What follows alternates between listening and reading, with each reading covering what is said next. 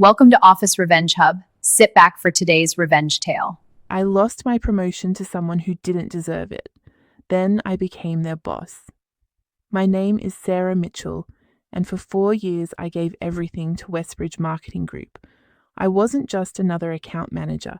I was the person clients asked for by name. I was the one who turned struggling campaigns into success stories. I was the one who worked through holidays while everyone else went home to their families. I started at Westbridge right after grad school. 26 years old, drowning in student debt, desperate to prove I belonged in the marketing world. The agency was mid-sized, about 70 employees, known for working with tech startups and small businesses, trying to break into bigger markets. My first client was a disaster waiting to happen. A struggling e-commerce company that had burned through 3 agencies before us. Nobody wanted to touch the account, but I volunteered. I stayed late every night for 2 months, rebuilding their entire digital strategy from the ground up. It worked. Their sales tripled in 6 months. They became one of our longest-running clients, and I became the person everyone came to when a difficult account needed saving. I didn't mind the hard work. I actually loved it. Marketing felt like solving puzzles, finding the story that would make people care, building campaigns that actually moved numbers instead of just looking pretty. My boss, Patricia, seemed to notice. She'd stop by my desk to compliment my presentations. She told me I had a future at the company, that people like me, people who worked hard and delivered results, would always rise to the top. I believed her. Over the next 4 years, I built a reputation. Then I took on the accounts nobody else wanted. I mentored junior employees. I covered for colleagues when they were sick or overwhelmed. I missed birthdays and weddings and weekend trips because there was always another pitch, another deadline, another crisis. My boyfriend left me after 2 years. He said I cared more about work than our relationship. He wasn't entirely wrong, but I told myself it was temporary, that once I got promoted, once I had more control, I could find balance. I was making decent money, but not great. Account managers at our level earned enough to live on, but not enough to feel secure. I had roommates. I drove a 10-year-old car. I brought lunch from home every day to save money. But I didn't complain, because Patricia kept hinting that bigger things were coming, that my time would come. The senior account director position opened up in March. It had been vacant for 2 months after the previous director left for a competitor. The role meant leading a team of 5 account managers, working directly with our biggest clients and having real influence over company strategy. It also meant a 60% salary increase, my own office, and finally feeling like I'd made it. Patricia called me into her office on a Tuesday afternoon. I thought she was going to tell me I got the job, that all the years of sacrifice had paid off. Sarah, I wanted to talk to you about the senior account director position. Of course, I said, trying not to smile too much. You've done incredible work here. Your client retention rate is the highest in the company. You've brought in more new business than anyone else this year. I felt my heart racing. This was it. But we've decided to go in a different direction. The words didn't register at first. I just stared at her. We're hiring someone from outside the company. Marcus Chen. He comes from a larger agency in New York. The leadership team feels that bringing in external experience will help us scale. I couldn't breathe. I don't understand.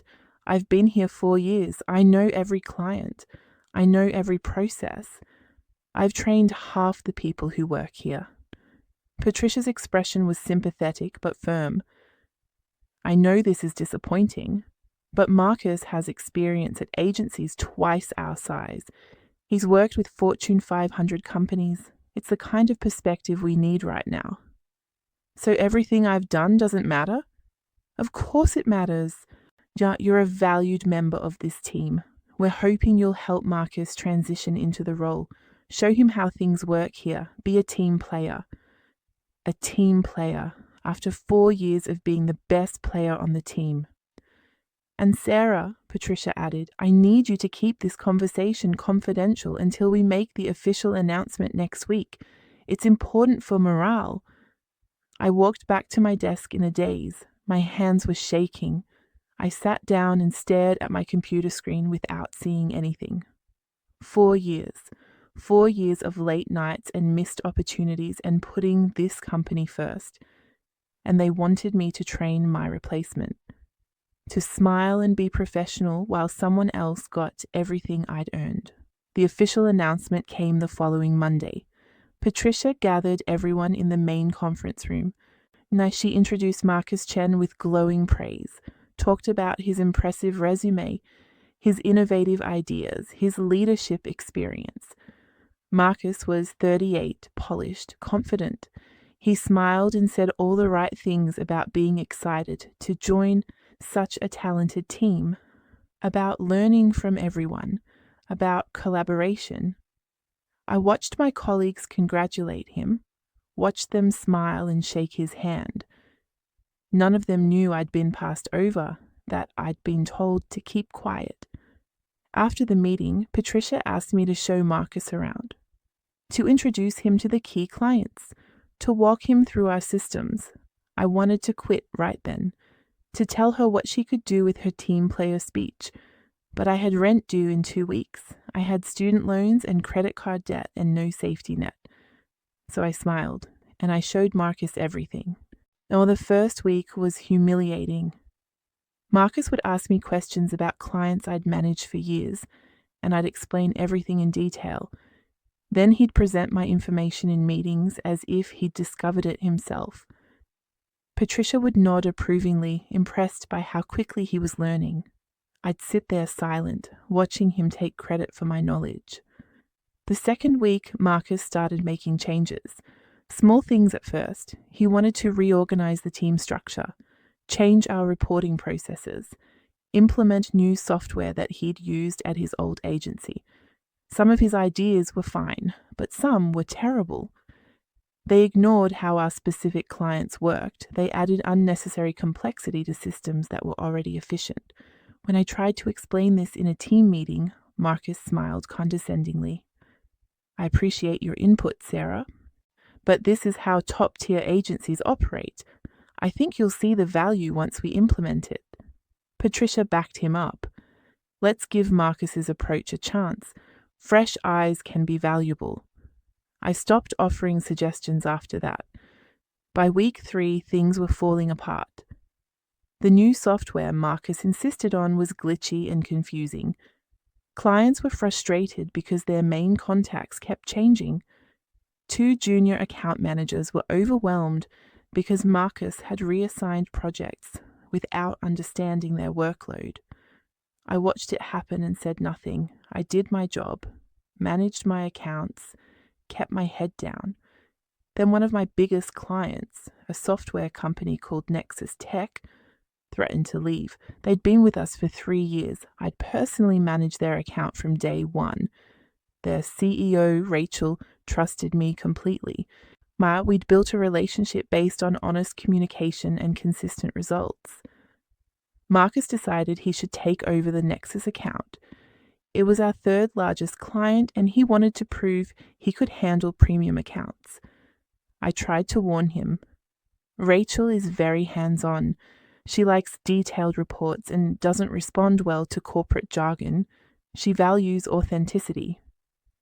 I've handled CEOs at Fortune 500 companies, Marcus said dismissively. I think I can manage. His first call with Rachel was a disaster. He showed up unprepared, used generic marketing buzzwords, and talked more than he listened. She was polite on the call but emailed me afterwards. Sarah, what's going on? Who is this person? I thought you were managing our account. I forwarded her email to Marcus and Patricia. I explained that Rachel specifically wanted to continue working with me. Patricia's response was brief. Marcus is the senior account director. All major accounts report to him. Please support his relationship with the client. Rachel pulled the account 2 weeks later. 3 years of work, gone. Over $200,000 in annual revenue, gone. Patricia called an emergency meeting. She wanted to know what happened. Marcus blamed me. Sarah didn't properly brief me on the client's expectations. She didn't provide adequate transition documentation. This is a failure of team communication. I sat there stunned. I'd given him detailed notes. I'd offered to sit in on calls. I'd warned him specifically about Rachel's preferences. Patricia looked at me. Is this true, Sarah? I could have defended myself. I could have pulled up the emails and Slack messages proving I'd done everything right. But looking at Marcus's confident expression and Patricia's disappointed face, I realized something. It didn't matter. They'd already decided Marcus was the future. I was just the person who knew too much and made them feel guilty about their choice. I provided everything I could, I said quietly. Well, clearly it wasn't enough, Patricia replied. We'll need to do better going forward. Everyone is accountable here. That night I sat in my apartment and cried, not because of the meeting, not even because I'd lost the promotion. I cried because I finally understood that none of it had mattered. The late nights, the sacrifices, the loyalty.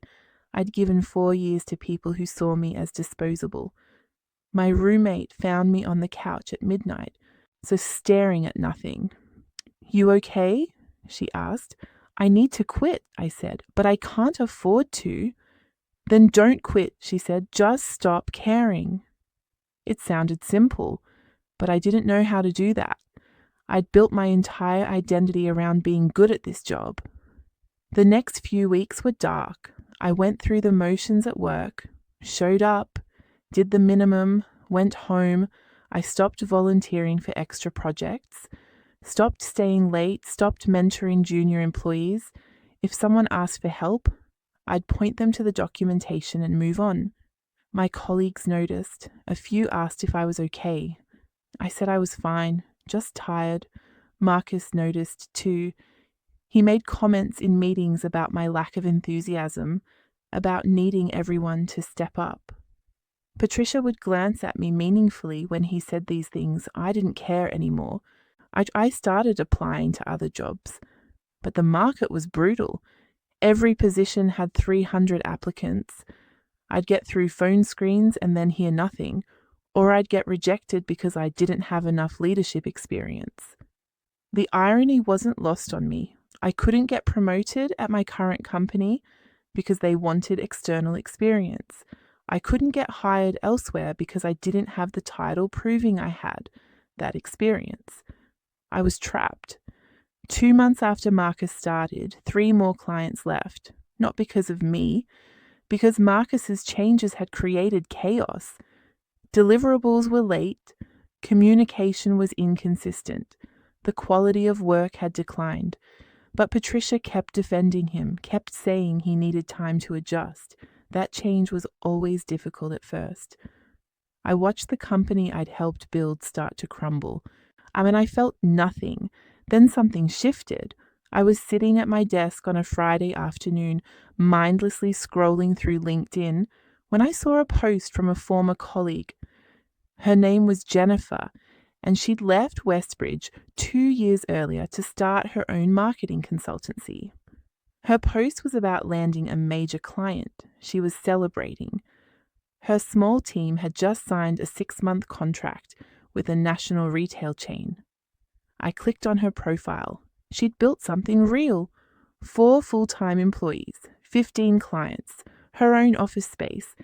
And I thought, if she can do it, why can't I? I'd spent 4 years building other people's success. What if I built my own? The idea terrified me. I had no savings, no business experience, no safety net. Starting a consultancy seemed impossible, but staying at Westbridge felt like slowly dying.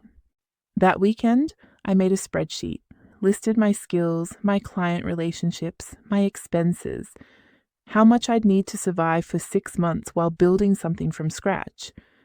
The numbers were intimidating, but not impossible. I started small. I reached out to former clients who'd left their companies and moved to new roles. People who'd worked with me directly and trusted my work.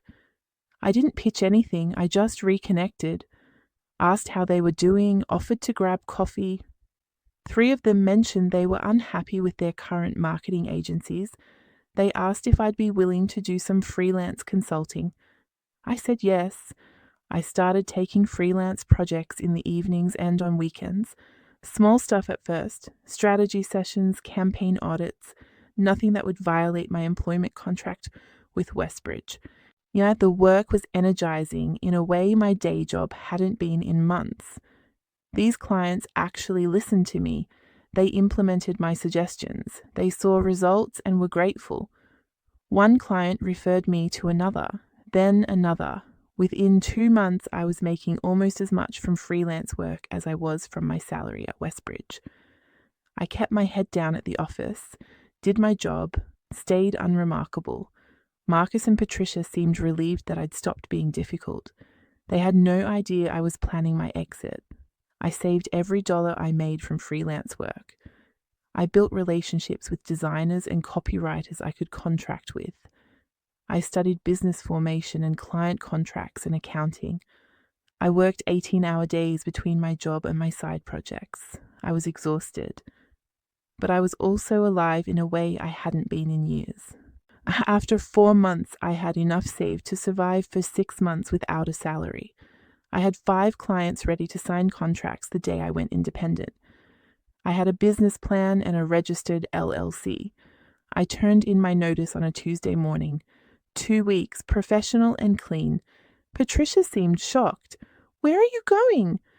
"I'm starting my own consultancy." "Sarah, I don't think you've thought this through. Starting a business is incredibly risky. You have a stable job here, benefits, a future." I smiled, the same smile I'd given her for 4 years while swallowing my anger. "I appreciate your concern, but my decision is final." Marcus called me into his office later that day. He wanted to know if this was about the promotion. "This is about me choosing what's best for my career," I said. "You're making a mistake. Most small consultancies fail within the first year. You don't have the experience to run a business." "Maybe, but it'll be my mistake to make." My last 2 weeks were strange. Some colleagues seemed genuinely sad to see me go. Others barely acknowledged it. Marcus stopped including me in meetings. Patricia kept trying to convince me to stay. I just counted down the days. My first day as a fully independent consultant was terrifying and exhilarating. I worked from my apartment with my laptop and a dream. I had 5 clients and no idea if I could turn it into something sustainable. But those 5 clients became 6, then 8, then 12. I focused on everything Westbridge had stopped doing: personal attention, honest communication, results over buzzwords. Then I worked directly with clients instead of hiding behind layers of account managers. Word spread, I got referrals. Former Westbridge clients reached out, asking if I could take them on. People I'd worked with years ago who remembered the quality of my work. 6 months after leaving, I hired my first employee, a junior strategist who was smart and hungry and reminded me of myself at 26. A year after leaving, I had 3 full-time employees and 20 active clients. We were generating more revenue than I'd ever made at Westbridge, and I was actually enjoying the work again. I rented a small office space, nothing fancy, but it was mine. I ran my consultancy differently than Westbridge had operated. I paid my employees well. I didn't expect them to work 80-hour weeks. I gave credit where credit was due.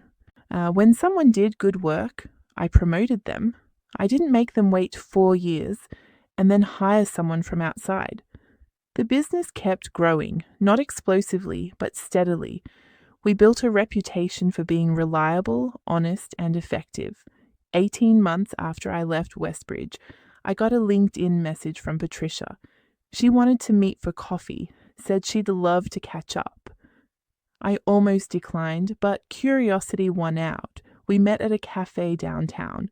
Patricia looked tired, older than I remembered. She made small talk for a few minutes, asked about my business, complimented my success.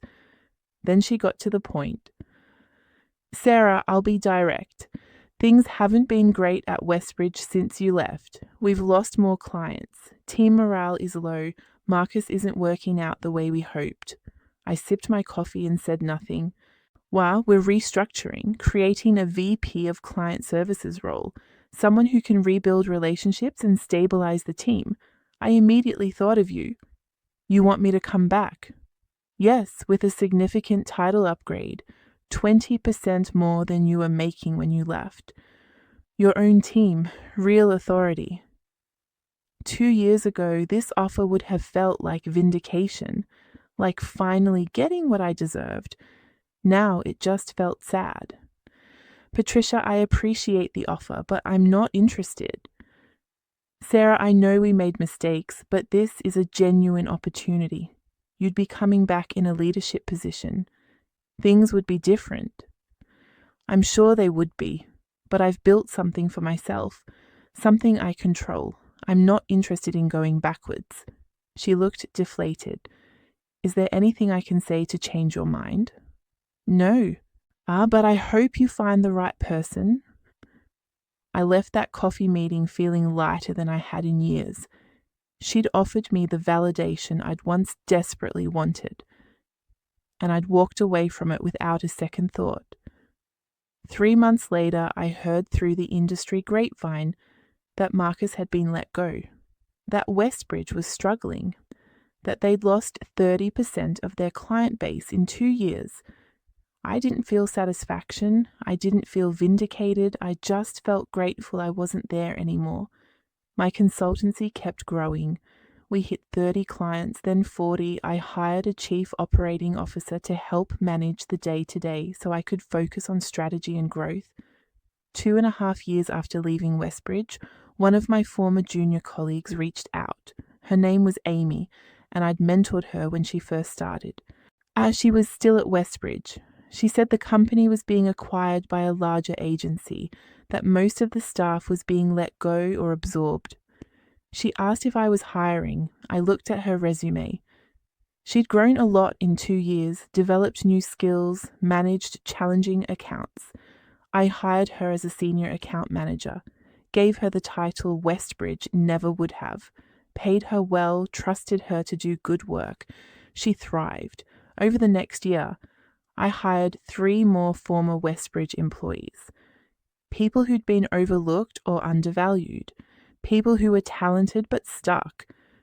We built something together, a company culture based on merit and respect instead of politics and false promises. 3 years after leaving Westbridge, my consultancy had 50 employees and was generating over $8 million in annual revenue, while we'd been named one of the fastest growing marketing agencies in the region. I got invited to speak at an industry conference about building authentic client relationships, about creating sustainable growth. Marcus was in the audience. I saw him during the networking session after my talk. He looked uncomfortable, like he wanted to avoid me but couldn't quite escape. I walked over. Marcus, good to see you. He shook my hand. Your presentation was great. You've done really well for yourself. Thank you. What are you working on these days? Freelance consulting. It's been an adjustment. We made small talk for a few more minutes. He asked if I was hiring. I told him we were fully staffed. It wasn't vindictive. It was just true. As I walked away, I realized I felt nothing toward him. No anger, no resentment. He'd been part of a difficult chapter in my life, but that chapter was closed. 4 years after leaving Westbridge, the agency that had acquired them went bankrupt. Most of the former Westbridge staff lost their jobs. Patricia reached out again, this time asking for advice on career transitions. She was 53 and suddenly unemployed after 20 years in the industry. I took her call, gave her honest advice about networking and repositioning her skills, sent her a few contacts who might be hiring. I didn't owe her that kindness, but I gave it anyway, because holding on to bitterness would have made me like the people I'd left behind. Today, my consultancy has 75 employees across 3 offices. We work with over 100 clients. We've been profitable every year since I started. I'm not famous. I'm not running a billion-dollar company. But I built something real, something ethical, something that values people. I think about that conference room sometimes. The day Patricia told me I wasn't good enough for the promotion I'd earned, the day I realized loyalty meant nothing to people who saw me as replaceable, that day broke something in me, but it also freed me. It forced me to stop waiting for someone else to recognize my value, to stop believing that working hard for the right company would eventually pay off. It taught me that the best revenge isn't dramatic or loud. It's building a better life and becoming the person who makes the right choices. I learned that companies don't love you back. That loyalty is a transaction, that you have to bet on yourself because nobody else will. I learned that getting passed over wasn't about my worth. It was about their fear, their politics, their short-sightedness. I learned that the skills I built belonged to me. They could deny me a title. They could give my job to someone else, but they couldn't take away what I knew or what I could create. I learned to forgive myself for trusting them, for believing that hard work alone would be enough. I wasn't naive. I was hopeful. And I learned to direct that hope toward myself instead of toward institutions that didn't deserve it. When I hire people now, I promote from within. I reward loyalty and hard work. I give people opportunities to grow because I remember what it felt like to be overlooked, to be told I wasn't enough. And I never want anyone on my team to feel that way. 5 years later, I'm still growing the business, still working with great clients, still building something I'm proud of. I don't work 80-hour weeks anymore. I take vacations. I have a life outside of work. I found balance not by asking permission, but by creating a life where balance was possible. Sometimes former colleagues from Westbridge ask how I did it, how I built something from nothing, how I had the courage to leave. I tell them the truth. I didn't have courage. I had no choice. Staying would have destroyed me. Leaving was terrifying, but it was survival.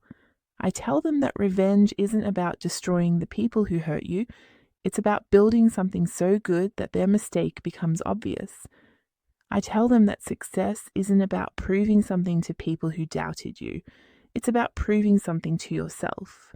Then when I tell them that the best time to start betting on yourself was yesterday. The second best time is today. Patricia works for a small agency now. She took a pay cut and a demotion. She seems humbler, more careful with people. I hope she learned something. I hope she treats people better now. Marcus is still freelancing, struggling to build consistent client relationships. I heard he talks about his time at Westbridge as his peak. I don't feel superior to either of them. I just feel grateful our paths diverged. Amy, the colleague I hired, is now my director of client strategy. She's brilliant, she's kind, she's everything I saw in her when she was just starting out. Last month she told me this job changed her life, that she'd been planning to leave the industry entirely before I hired her. That meant more to me than any revenue milestone or industry award. Because that's what it's really about, not revenge, not proving people wrong. It's about building something good, treating people well, creating value. The fact that it also proved Westbridge wrong was just a bonus. I lost my promotion to someone who didn't deserve it, and it was the best thing that ever happened to me, because it forced me to become the boss I'd always needed. If you've ever been betrayed at work, you're not alone. Where are you watching from right now? Drop it in the comments. Subscribe to Office Revenge Hub for more powerful workplace revenge stories.